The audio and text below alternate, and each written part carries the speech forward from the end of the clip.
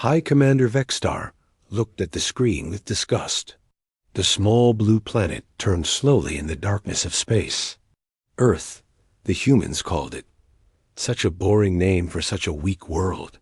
Tell me about these humans again, Vexstar said to. His aide, the young Zephyrian officer, read from his tablet. They are still using chemical rockets, sir.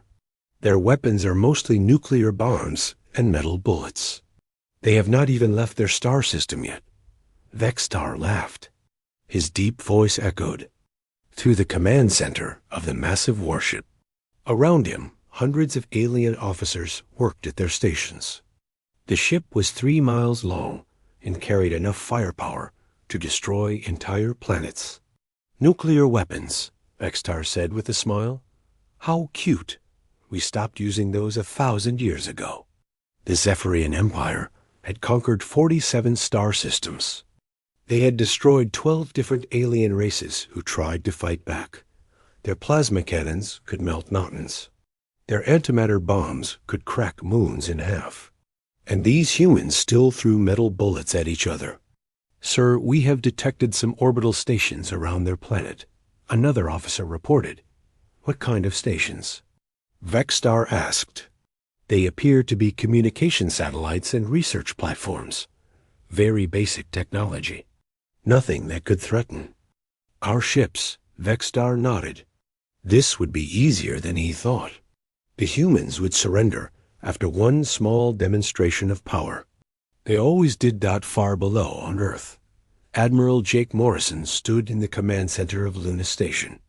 The base was built inside the moon, hidden from alien eyes. Through the thick windows, he could see the blue marble of Earth hanging in the black sky. Sir, we're getting reports from our deep space sensors, his communications officer said. Alien. Ships are moving into the outer system. Jake nodded. They had been watching the Zephyrian fleet for weeks. The aliens thought they were being clever, but human sensors had tracked them since they entered the solar system.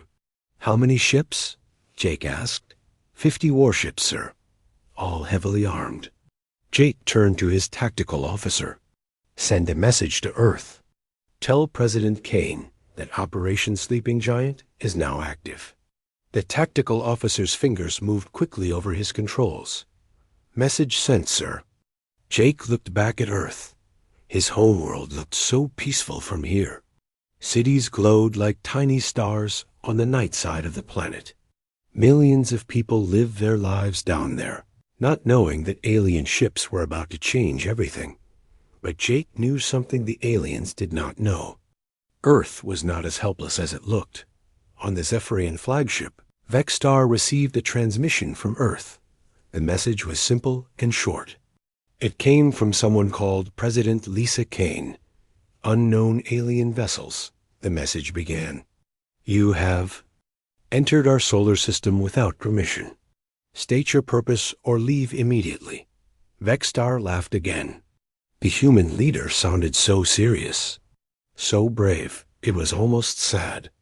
Open a channel, he ordered. The communications officer nodded. Channel open, sir. Humans of Earth, Vexstar began. His voice was broadcast to every radio and television on the planet. I am High Commander Vexstar of the Zephyrian Empire. Your world now belongs to us. Surrender immediately, or we will destroy your cities one by one. He waited for a response. Usually, alien leaders begged for mercy at this point. They offered him their gold, their technology, their people as slaves. Anything to avoid destruction. Instead, President Kane's voice came back calm and steady. We refuse your demands. Earth will never surrender to invaders. Vexstar shook his head. These humans were even more stupid than he thought. Very well, he said. You have chosen death over wisdom. Watch your cities burn, and remember that you could have prevented this. He turned to his weapons officer. Target their 3 largest cities. Use plasma bombardment. Make it quick. Yes, sir, the weapons officer replied. The Zephyrian fleet moved closer to Earth, their weapons charged with deadly energy. On the command screens, they could see the human cities clearly now. New York, London, Tokyo. Millions of people lived. In each one, firing in 3.2. Fair. Beams of superheated plasma shot down from the alien ships. They hit the Earth's atmosphere and burned through it like hot knives through butter. The energy beams struck the three cities with devastating force. New York vanished in a ball of fire. London disappeared in a flash of light. Tokyo was wiped off the map in seconds. Where great cities had stood, only smoking craters remained. Vexstar watched the destruction with satisfaction. Send another message to the humans. Tell them to surrender now, or more cities will burn. But the response that came back was not what he expected. President Kane's voice was still calm. But now there was something else in it. Something cold and dangerous. You just made the biggest mistake in galactic history, she said. Vexstar frowned. What did she mean by that?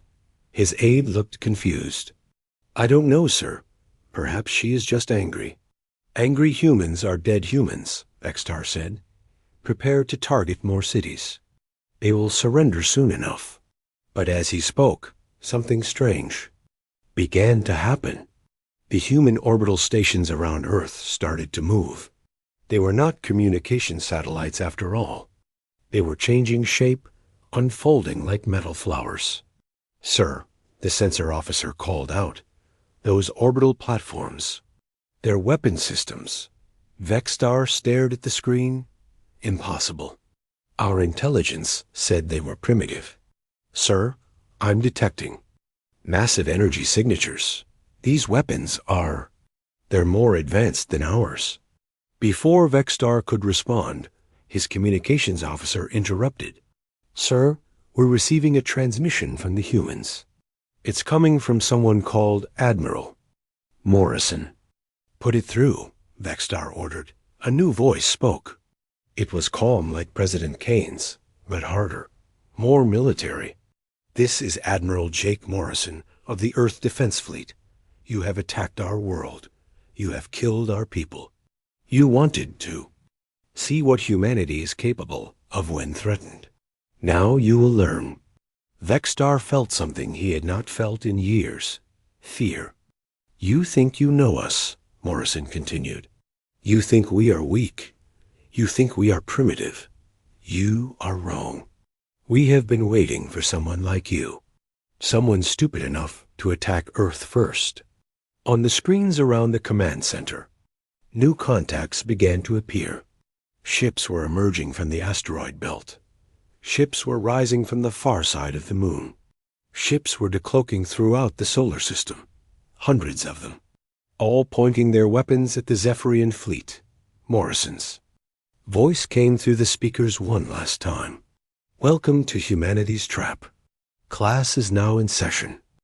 High Commander Vexstar stared at his tactical display in shock. Where moments ago, the human solar system had seemed empty except for a few primitive satellites. Now hundreds of warships surrounded his fleet. How is this possible? He whispered. His sensor officer's voice shook as he spoke. Sir, these ships, they were invisible. Our sensors couldn't detect them. Impossible, Vexstar snapped. No one has stealth technology better than ours. But even as he spoke, he knew something was very wrong. The human ships were not like anything in the Zephyrian database. They were sleek and dark, shaped like daggers cutting through space. On Earth, deep underground in the Rocky Mountains, Colonel Amy Peterson watched the situation unfold on her command screens. She stood in the center of the Terra Defense Command Bunker, a facility that officially did not exist. All evacuation tunnels are active, her aide reported. We're moving survivors from the bombed cities to the underground shelters. Amy nodded grimly. The attack on the three cities had been horrible, but it was not unexpected. Earth's leaders had planned for this day for decades. How many civilians have we evacuated? She asked. 12 million so far, ma'am. The tunnel system is working perfectly. Amy allowed herself a small smile. The aliens thought they had caught humanity by surprise. They had no idea that every major city on Earth was connected by a network of underground tunnels and shelters. When the plasma beams hit, most of the people in those cities were already safely underground. The destruction the aliens saw on their screens was mostly empty buildings and carefully placed explosives. Real people were not dead.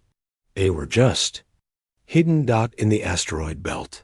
Captain Luke Davis stood on the bridge of the Freedom's Edge. The ship was humanity's newest and most advanced warship, built in secret over the past 10 years. All systems green, his weapons officer reported. Stealth field is holding steady. Luke nodded. The Freedom's Edge was invisible to alien sensors because its hull was made from metamaterials that bent light and energy around it. The aliens were looking right at his ship but could not see it. "Sir, we're receiving orders from Admiral Morrison," the communications officer said. "We are authorized to reveal ourselves." "About time," Luke said with a grin. "Disengage stealth field." The Freedom's Edge suddenly appeared on every Zephyrian sensor screen. The ship was massive, almost as large as the alien flagship. Its hull was black as space, covered in strange patterns that seemed to shift and move. "Target their lead ship," Luke ordered. "Let's show them what human weapons can do." The Freedom's Edge fired a single shot. It was not a plasma beam or an energy weapon. It was something much more dangerous. A gravitational projectile that bent space itself. The shot hit the Zephyrian flagship's shields. Instead of exploding, it created a small black hole that sucked the shield energy into itself. The alien ship's defenses collapsed instantly. "Impossible." Vexstar breathed. "They're using weaponized gravity." On the Freedom's Edge, Luke smiled. "Fire again. This time, target their engines." The second shot struck the alien flagship's rear section. The gravitational weapon twisted the ship's hull like it was made of paper. The massive warship began to spin out of control. "Sir, we're losing power," the Zephyrian engineering officer reported. "Their weapon is disrupting our antimatter containment." Vexstar gripped his command chair. "All ships, return fire. Destroy that human vessel." 20 Zephyrian warships fired. Their plasma cannons at the Freedom's Edge. The deadly beams struck the human ship's hull and simply disappeared. The metamaterials absorbed the energy and redirected it into space. "Their weapons are useless against us," Luke's tactical officer reported. "Our hull is adapting to their plasma frequency." Luke opened a channel to the alien fleet. "This is Captain Davis of the human warship Freedom's Edge. You attacked our world. You killed our people. Now you will learn why that was a mistake." In the secret research facility on Mars, Dr. Helen Cruz watched the battle through her laboratories screens. She had spent 20 years developing humanity's new weapons technology. Now she was finally seeing it in action. "Doctor, the alien prisoners are asking questions," her assistant said. Helen turned to look at the 3 Zephyrian soldiers they had captured during the first alien scout mission months ago. The aliens had thought they were so clever, sending advanced scouts to study humanity. They had no idea that humans had been watching them the whole time. "What do they want to know?" Helen asked. "They want to know how we developed this technology so quickly." Helen walked over to the containment cell where the aliens were held. The 3 Zephyrians looked at her with fear and confusion. "You think we developed this technology quickly?" Helen said. "You're wrong. We've been working on this for over 100 years. One of the alien prisoners spoke up. "Impossible. Our intelligence showed that humans were still primitive." Helen laughed. "Your intelligence was wrong. We wanted you to think we were primitive. We've been preparing for this war since we first discovered that other intelligent species existed." She gestured to the screens showing the battle. "Every human generation has contributed to this moment. Our great-grandparents designed the first stealth systems. Our grandparents built the first gravitational weapons. Our parents constructed the hidden fleet. And we've been waiting for someone stupid enough to attack Earth. The alien prisoner's eyes widened. You planned this? We planned for this, Helen corrected. We knew that someday some arrogant species would look at Earth and think we were easy. Pray, we've been ready for that day for decades. Back in space, the battle was turning into a massacre. The human ships were faster, stronger, and more advanced than anything the Zephyrians had ever encountered. Their weapons cut through alien armor like it was made of paper. Admiral Jake Morrison watched from Luna Station as his fleet systematically destroyed the invading force. Status report, he ordered. 30 alien ships destroyed, sir, his tactical officer reported. The rest are trying to retreat. Let them run, Jake said. But make sure they take a message back to their leaders. He opened a channel to the surviving alien ships. This is Admiral Morrison. You came here thinking humanity was weak. You are wrong. Go back to your empire. Tell them what happened here. Tell them that Earth is not as helpless as it appears. He paused, letting his words sink in. And tell them that if they ever threaten humanity again, we will not be so merciful. The remaining Zephyrian ships fled toward the edge of the solar system. Their FTL drives engaged, and they vanished into hyperspace. Vexstar, wounded but alive, in his damaged flagship, could not believe what had happened. His mighty fleet had been destroyed by a species they thought was primitive. Sir, what do we tell the High Council? His aide asked. Vexstar looked at the tactical display showing the wreckage of his fleet. We tell them the truth. We tell them that humanity is not what we thought. We tell them that Earth is the most dangerous world in the galaxy. He paused, still trying to understand how badly they had miscalculated. And we tell them that we should have left the humans alone. 3 days after the battle at Earth, General Ryan Morrison stood in the war room of the secret military base hidden in the Kuiper Belt. The room was filled with holographic displays showing star maps, alien fleet positions, and invasion routes. Operation Retribution begins now, Ryan announced to his staff. The Zephyrians attacked our home. They killed our people. Now we're going to show them what happens when you pick a fight with humanity. His aide, Colonel Sandra Hayes, pointed to the tactical display. Sir, we've identified their main supply routes. They have 3 major shipping lanes between their conquered worlds and their home system. Ryan nodded. His brother Jake had defended Earth, but Ryan's job was different. He commanded the hidden fleets that most humans didn't even know existed.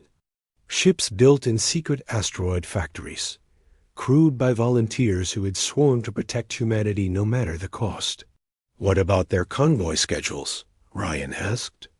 Captain Nina Brooks has been tracking their movements for weeks, Sandra replied.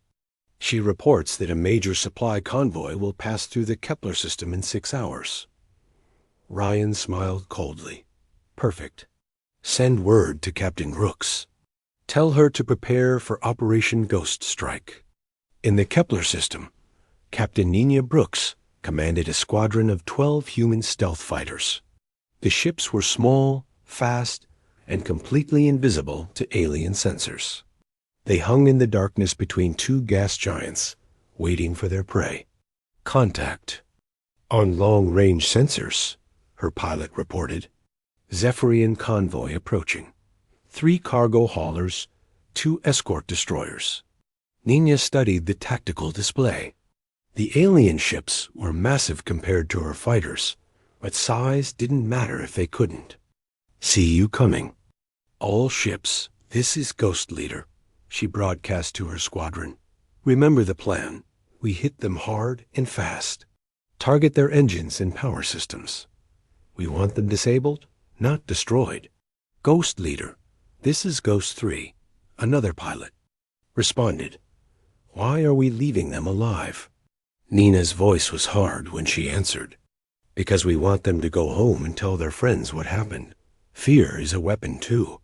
The Zephyrian convoy moved slowly through space, unaware that human ships were watching them. The alien crews thought they were safe in their own territory. They had no idea that humanity's reach extended far beyond Earth. "Ghost Squadron, engage," Enya ordered. The 12 human fighters dropped their stealth fields and attacked. They moved like silver arrows through space, too fast for the alien gunners to track. Their weapons were not the gravity bombs used by the larger ships, but electromagnetic pulse cannons that could overload alien electronics. The first cargo hauler lost power instantly. Its engines died, and its lights went out. The second ship tried to turn and flee, but 3 human fighters swarmed it, their EMP weapons frying its control systems. The 2 escort destroyers opened fire, but they were shooting at ghosts. The human fighters were already gone, attacking from a different angle. Their weapons sent electrical storms through the alien ship's hulls. "Sir, our neural interfaces are overloading," the Zephyrian weapons officer screamed. "The humans are using some kind of electronic warfare." The alien commander watched helplessly as his ships died around him. "Send a distress signal. Tell fleet. Command that we are under attack by human forces." "Sir, communications are down. The humans have jammed all our frequencies." Nina watched the alien ships drift helplessly in space. "Ghost Squadron, mission complete. All ships return to base." As the human fighters vanished back into stealth mode, Nina opened a single communication channel to the disabled convoy. "This is Captain Brooks of the Earth Defense Force. Your ships are disabled, but your crews are alive.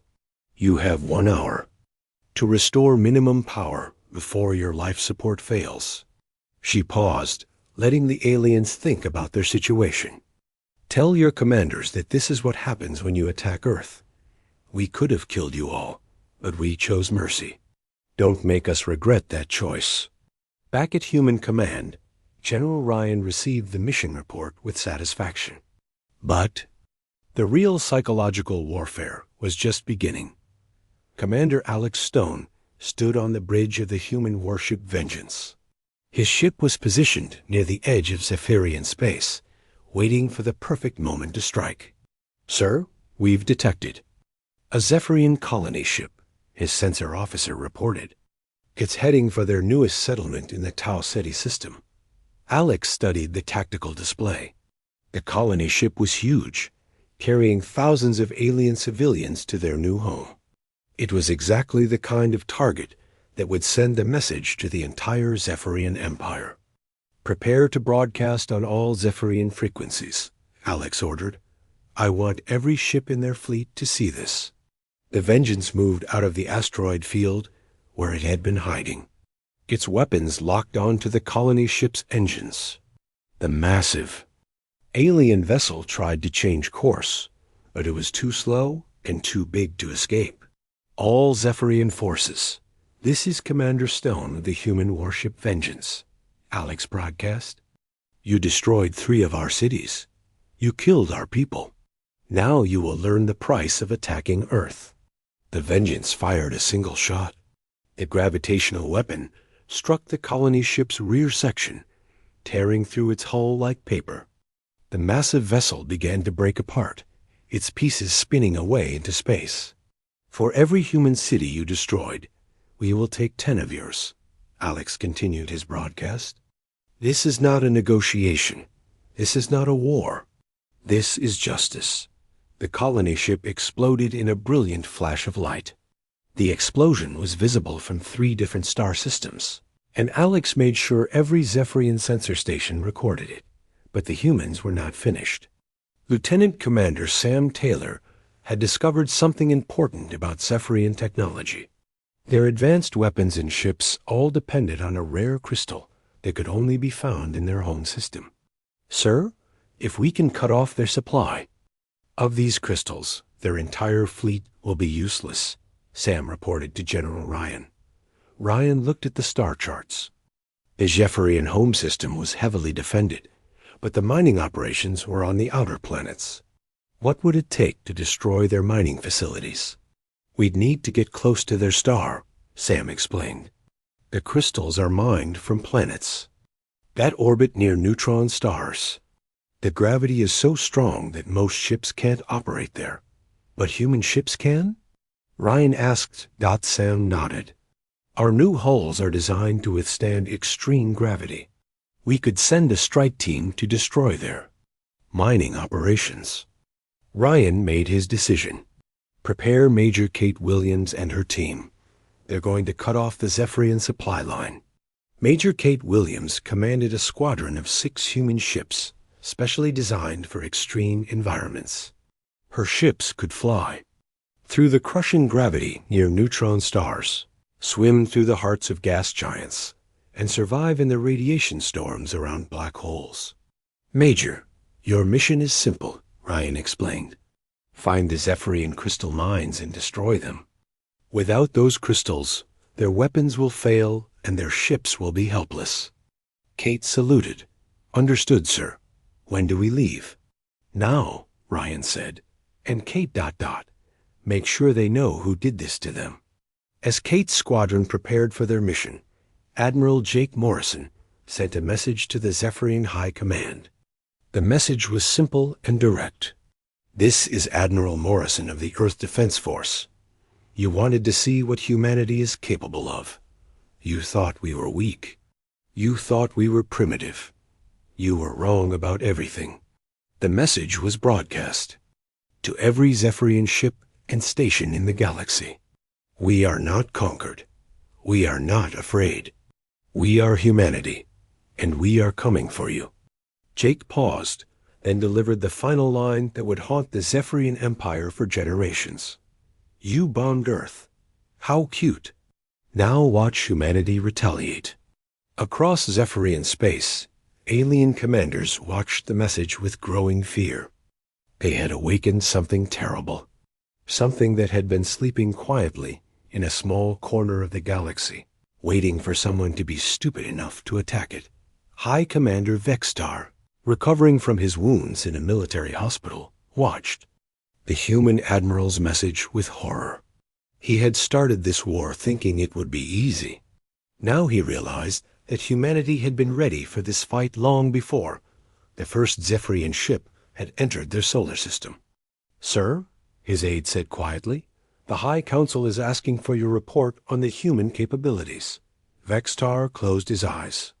How could he explain that they had attacked the most dangerous species in the galaxy? How could he tell them that Earth was not a victim but a predator that had been waiting for prey? Tell them, he said finally, that we should have left the humans alone. In the heart of the Zephyrian capital city, Agent Maria Santos walked through the crowded streets like she belonged there. She had been living on the alien homeworld for 20 years, gathering intelligence and waiting for this moment. To the aliens around her, she looked like one of them. Advanced biosynthetic disguises made her appear Zephyrian, but underneath she was completely human. She worked as a translator in the government building, with access to the most secret military communications. Agent Santos, came a voice through her hidden earpiece. This is Commander Brad Young. Are you in position? Maria touched her collar, activating the hidden transmitter. I'm in position, Commander. I'm inside the High Council chambers right now. Good. It's time to show them the truth. Maria had been waiting for this moment for 2 decades. She had learned their language, studied their culture, and earned their trust. Now she would reveal that humanity had been watching them all along. The Zephyrian High Council was meeting in emergency session. The alien leaders were angry and confused. Their mighty fleet had been destroyed by a species they thought was primitive. Their supply lines were under attack. Their colonies were being destroyed. How is this possible? Demanded Council leader Zexran. Our intelligence said the humans were barely capable of spaceflight. Perhaps our intelligence was wrong, suggested another council member. Maria stood up from her position at the translator's desk. Your intelligence was not wrong, she said in perfect Zephyrian. It was manipulated. The council chamber fell silent. Every alien eye turned to look at her. You have been working with us for 20 years, Zexran said slowly. You are one of our most trusted translators. Maria smiled and touched a hidden control on her wrist. Her biosynthetic disguise began to fade away, revealing her true human appearance. The aliens gasped in shock. My name is Maria Santos, she said. I am a human intelligence agent. I have been studying your species and reporting back to Earth since before you knew we existed. The council chamber erupted in angry shouts. Security guards rushed toward her, but Maria raised her hand calmly. I would not try to capture me, she said. This entire building is surrounded by human forces. We could have killed you all years ago, but we chose to wait and watch instead. On Earth, in the secret command center beneath the Pentagon, Commander Brad Young watched the live feed from Maria's hidden camera. Around him, intelligence officers monitored similar operations across the galaxy. Sir, Agent Santos has revealed herself, his aide reported. The Zephyrians are in complete panic. Brad nodded with satisfaction. Good. Now they're beginning to understand. What about our other agents? Agent Carl Foster is still embedded with the Vegan Consortium. Agent Tony Martinez is in deep cover with the Andromedan Alliance. Agent Lisa Park has been working inside the Centauri Trade Federation for 15 years. Brad looked at the star map on his wall. Red dots marked the locations of human agents throughout the galaxy. There were hundreds of them, all working to gather intelligence about potential threats to Earth. Sir, another officer interrupted. We're receiving a transmission from Dr. Paul Mitchell. He says it's time for the final revelation. Dr. Paul Mitchell was the architect of humanity's long-term strategy. A brilliant scientist and military planner, he had spent his entire career preparing for this moment. He stood in the secure briefing room of the Lunar Research Station, addressing a gathering of captured Zephyrian officers. Gentlemen, he began, let me explain what really happened here. The alien prisoners looked at him with confusion and fear. They had been captured during various skirmishes over the past week, and they still could not understand how they had been defeated so easily.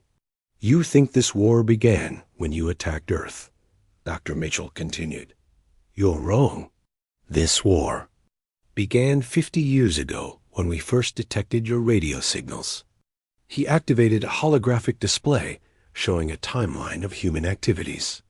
We have been preparing for this conflict since before most of you were born.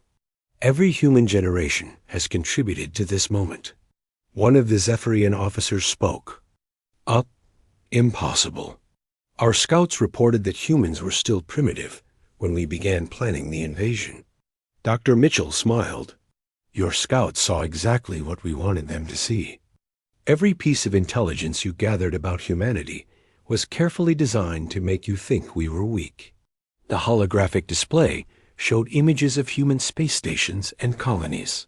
What you thought were failed colonies were actually forward military bases. What you thought were communication satellites were actually weapons platforms. What you thought were research stations were actually intelligence gathering posts. The aliens stared at the display in growing horror. You mean all of this was planned? Not planned, Dr. Mitchell corrected. Prepared for. We knew that someday some species would look at Earth and think we were easy prey. We've been ready for that day for decades. He changed the display to show the true extent of human military capability.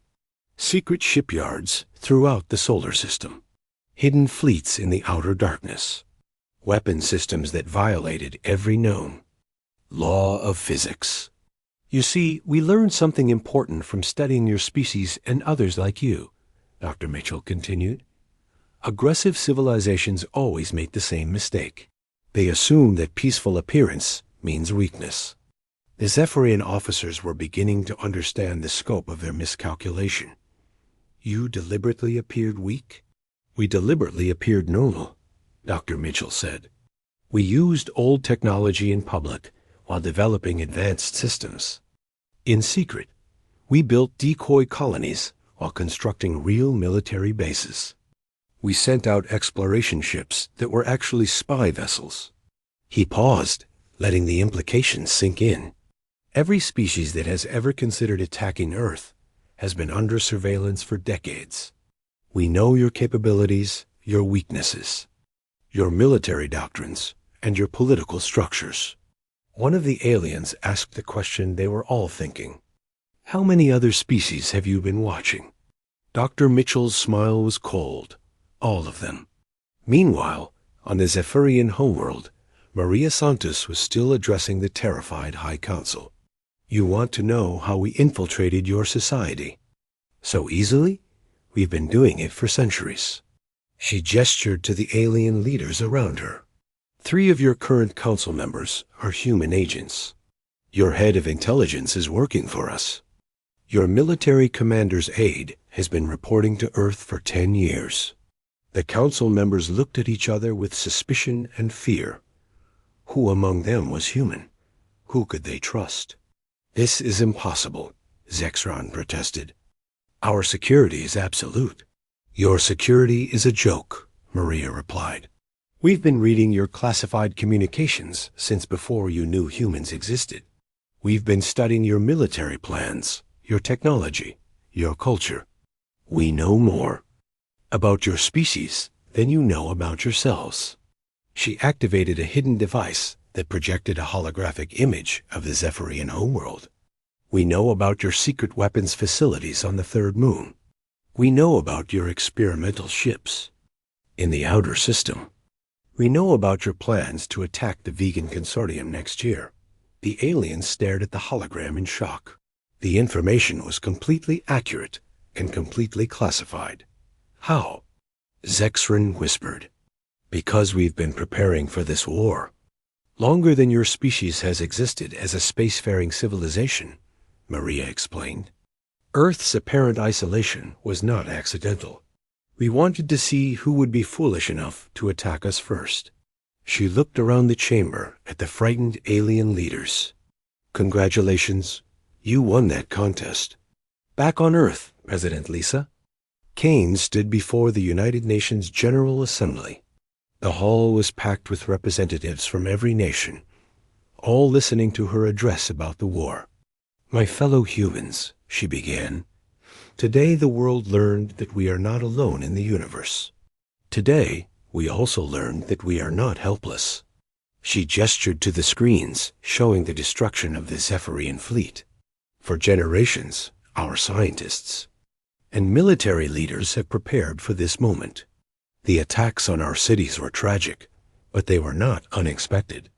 The assembly was silent, hanging on her every word. The Zephyrian Empire thought they could conquer Earth easily. They thought we were primitive and weak. They were wrong on both counts. She paused, looking out at the faces of humanity's leaders. What they discovered is that humanity has been preparing for this war for decades. We have been watching, learning, and getting ready. President Kane's voice grew stronger. The aliens who attacked us learned a hard lesson today. Earth is not a victim. Earth is not helpless. Earth is the most dangerous world in the galaxy, and we will defend it against anyone who threatens our people. The assembly erupted in applause, but Kane raised her hand for silence. The war is not over, but the enemy now knows what they are facing. They know that humanity is not what they expected. She looked directly into the cameras broadcasting her speech to the world. We are not conquerors. We are not aggressors. But we are not victims either. We are humanity, and we will never surrender. As her speech ended, reports were coming in from across the galaxy. The Zephyrian Empire was in chaos. Their fleets were retreating. Their colonies were surrendering. Their leaders were begging for peace. The galaxy was learning a new truth. The small blue planet in the corner of the Milky Way was not the easy target it appeared to. Admiral Jake Morrison stood on the bridge of the conquered Zephyrian flagship, looking out at the alien homeworld through the massive viewport. The planet was beautiful, with purple seas and silver cities that stretched to the horizon. It was hard to believe that just 2 weeks ago, this same species had attacked Earth, thinking it would be an easy victory. "Sir, the Zephyrian High Council is ready to meet with you," his aide reported. Jake nodded. The war was over, but the real work was just beginning. Humanity had won decisively, but now they had to decide what to do with their victory. He walked through the corridors of the alien ship, past Zephyrian crew members who watched him with fear and respect. These aliens had learned the hard way that appearances could be deceiving. The High Council chamber was a massive room with crystal walls that sparkled in the light of the alien sun. The surviving members of the Zephyrian government sat around a circular table, their heads bowed in defeat. Council leader Zexran looked up as Jake entered. "Admiral Morrison," he said quietly, "we are prepared to discuss the terms of our surrender." Jake sat down across from the alien leader. "There will be no surrender," he said calmly. The aliens looked confused. "But we have lost the war. Our fleet is destroyed. Our colonies have fallen." "You have lost a battle," Jake corrected. "But this was never really a war." He activated a holographic display that showed the true scope of human military power. Ships hidden throughout the galaxy. Weapons that could destroy entire star systems. Technology that the aliens had never dreamed possible. "This was a test," Jake explained. "Humanity has been waiting for decades to see which species would be stupid enough to attack Earth first. You won that contest." Zexron stared at the holographic display.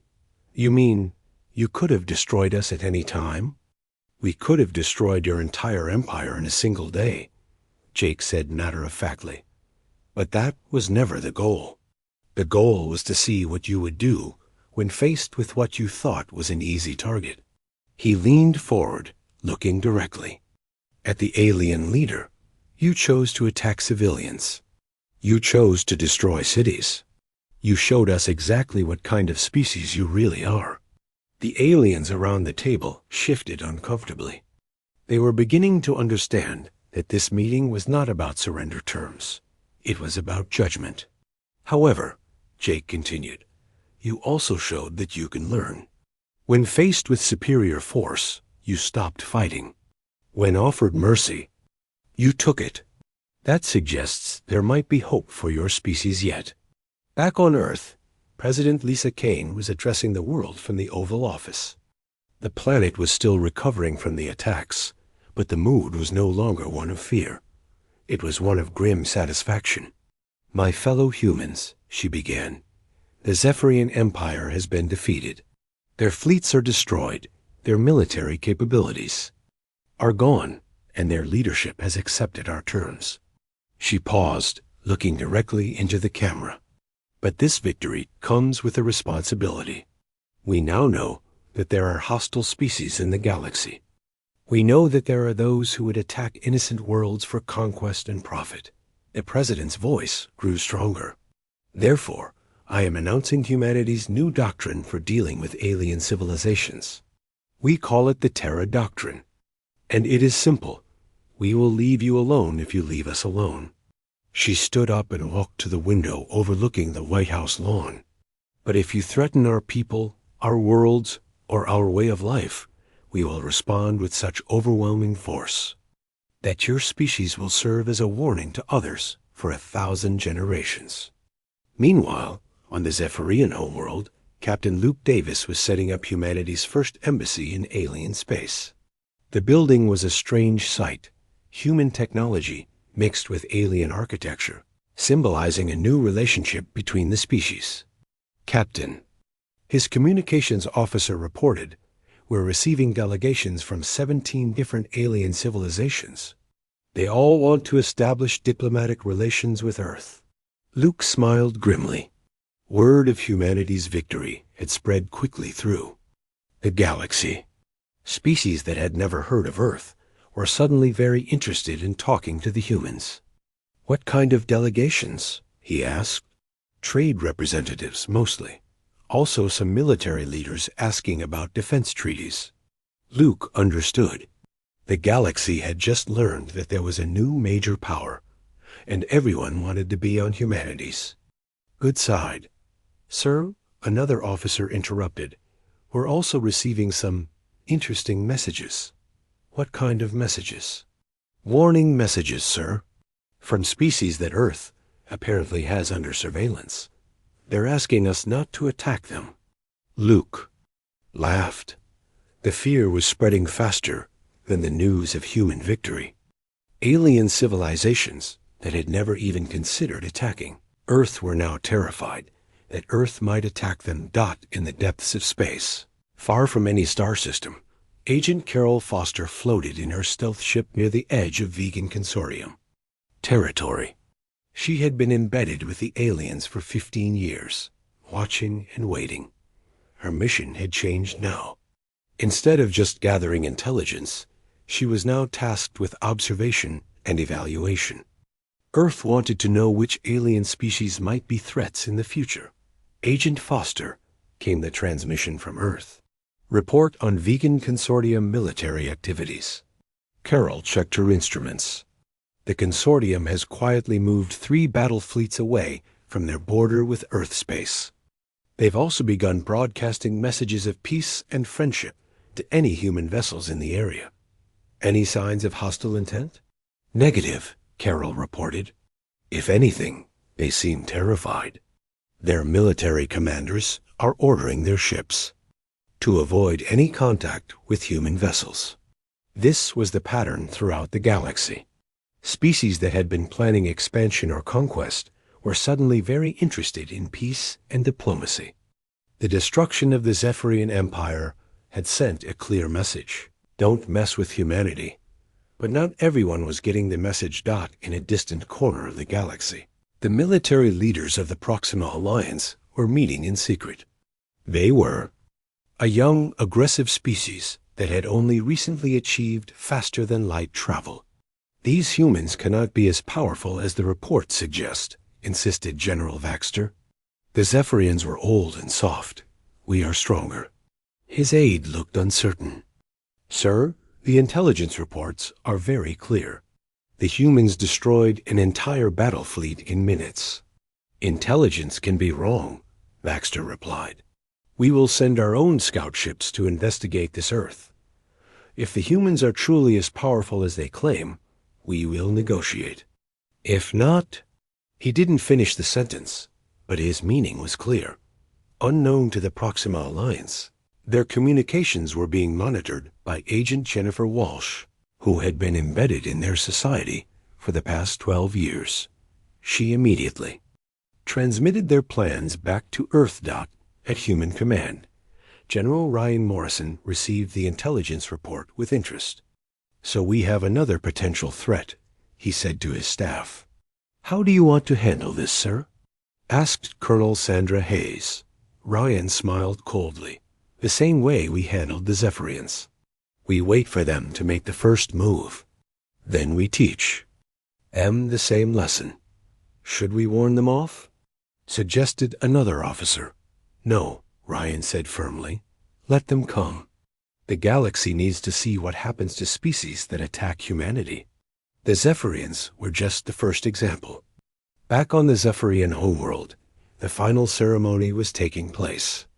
Admiral Morrison stood before the assembled alien leadership, reading humanity's final terms. "The Zephyrian Empire will cease all military expansion," he began. "Your fleet will be reduced to defensive purposes only. Your weapons technology will be shared with human scientists to ensure you cannot threaten other species." The aliens listened in silence. They had no choice but to accept. "In return," Morrison continued, "humanity will provide protection for your worlds against other aggressive species. You will become a client state of Earth, but you will be allowed to govern yourselves as long as you follow the Terra Doctrine. Council leader Zexron stood up slowly. We accept these terms, he said formally. The Zephyrian Empire submits to human authority. Morrison nodded. Good, but understand this. You are not conquered people. You are students. You have the chance to learn from your mistakes and become better than you were. He looked around. The chamber at the assembled aliens. Other species will be watching how you adapt to this new reality. Your behavior will determine whether the galaxy sees humanity as protectors or conquerors. As the ceremony ended, Morrison received a message from Earth. President Kane's voice came through his communicator clearly. Admiral, you've done excellent work, but this is just the beginning. We've detected radio signals from a new species in the Kepler sector. They're calling themselves the Proxima Alliance, and they're asking questions about Earth's military capabilities. Morrison smiled. Do you want me to warn them off? No, Kane replied. Let them come. It's time for the galaxy to learn that the Terra Doctrine is not just words. It's a promise. As Morrison looked out at the alien homeworld below, he thought about humanity's future in the galaxy. They had spent generations preparing for this moment, building hidden fleets and training secret agents. Now the galaxy knew the truth about Earth. Humanity was not the primitive, helpless species that many aliens had believed them to be. They were patient, they were prepared, and they were deadly when threatened. The message was spreading throughout the galaxy. Some